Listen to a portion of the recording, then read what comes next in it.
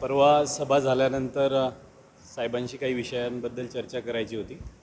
आज साहेबांची वेळ होती, त्यासाठी आमच्या मतदारसंघातले काही विषय होते, काही चर्चा करायची होती। त्याच्या संदर्भात साहेबांना भेटायला आलो होतो।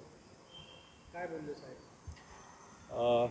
काही नक्की इनपुट्स कुठल्या तयारीच्या दृष्टीने काम करण्याची गरज आहे त्याविषयी सगळे साहेबांनी कानावर घातले आणि त्या पद्धतीने आम्ही कामाला लागतो।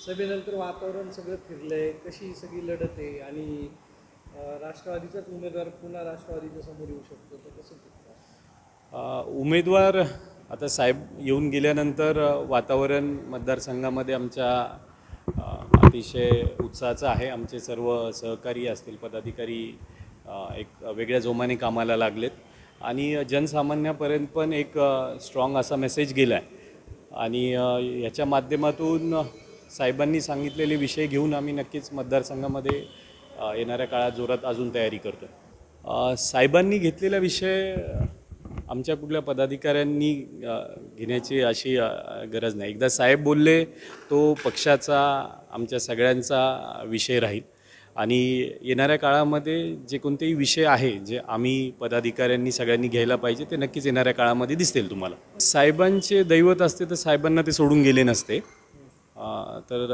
असं ह्या म्हणण्याच्या गोष्टी असतात, भावनिकतेच्या दृष्टीने बोललेल्या गोष्टी असतात। साहेब जर दैवत असते तर ते साहेबांना सोडून गेले नसते। ह्या परसेप्शन बिल्डिंगच्या गोष्टी असतात।